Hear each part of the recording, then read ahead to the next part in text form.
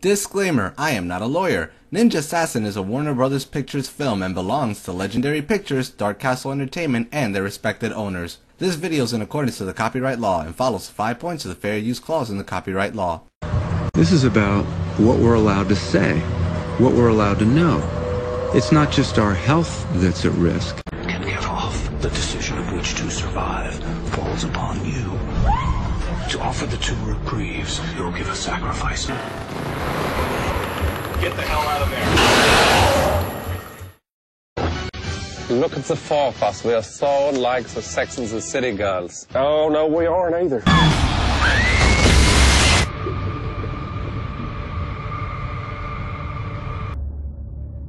Abandoned by your parents, without a home, without people to care for you.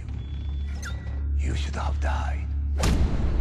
But instead, you fought. Your entire life has brought you to this moment.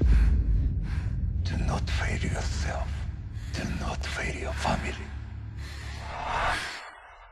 Now the time has come for you to prove.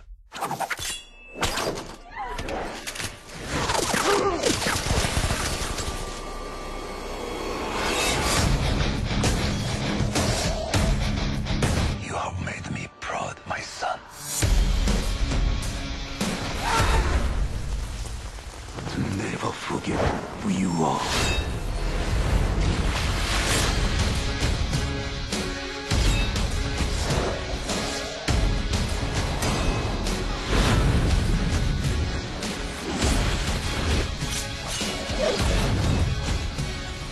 You know about them? They won't stop until you're dead. Go now.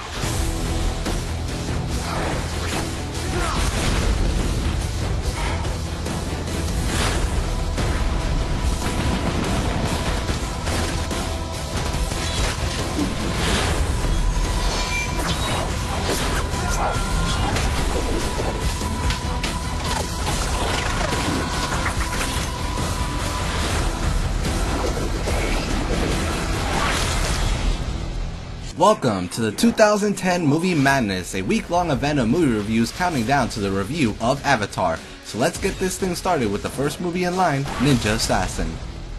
Ever since seeing this movie, I've been tossing around the idea that women, who, may I add, have bad taste in books, have Twilight, and men have Ninja Assassin, and I can't help but to feel that this is true. The ladies have their flawed cliché romance, and we have a poorly told macho man film that's still loved by the men. Ninja Assassin tells the story of Raizo, played by pop star Rain, who is an orphan who is trained to become a ninja in one of the most deadly organizations in the world. One day after losing a loved one, Raizo turns on his once thought of family and goes on a deadly vendetta covered in blood that would make Kill Bill squirm. Raizo then joins forces with a cop and sidekick Mika, as played by Naomi Harris, or better known as the voodoo witch priestess thingy-majiggy in the Pirates of the Caribbean franchise. From this point, the two have a bloody good time taking out this organization, and no pun intended when I say a bloody good time.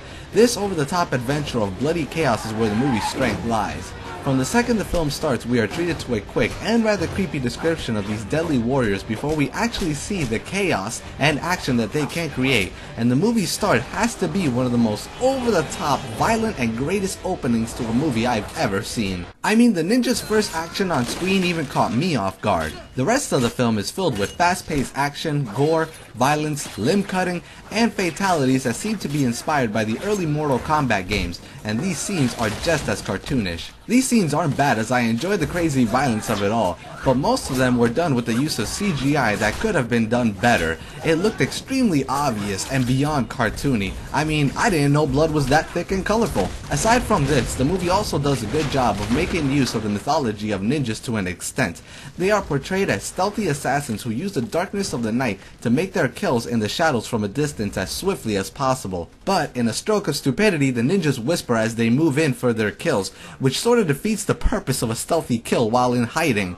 While the fight sequences and scenes of violence are done well, the movie sadly seems to lose focus on everything else. The acting is piss poor and borderline laughable at times. Rain is a pop star and clearly not an actor, and this movie proves that with each line of dialogue he has. The worst part about this is that the movie started with him being quiet, saying little to nothing like Stallone did in the first Rambo movie, which was working well and perfectly hid the fact that Rain could not act, but somewhere down the line the creators thought it would be a good idea to give a novice of acting more dialogue. Speaking of that, the dialogue was also horrible, explaining nothing well, making flat jokes, and rarely was anything important ever said. Hold fire! Hold fire! Good way to get yourself killed, I Corinne. need that cell open. We're moving the prisoner. Those are not my orders. Get out of here! Not without you. And they all die together.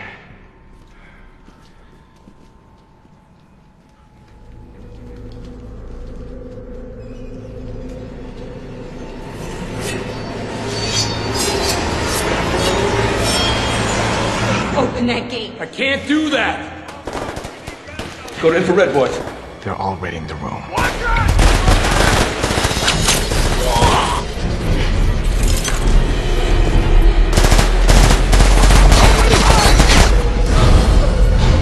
Mika, hurry. Mika, I don't want to sound critical. Look, I'm doing the best I can here. We don't have much time.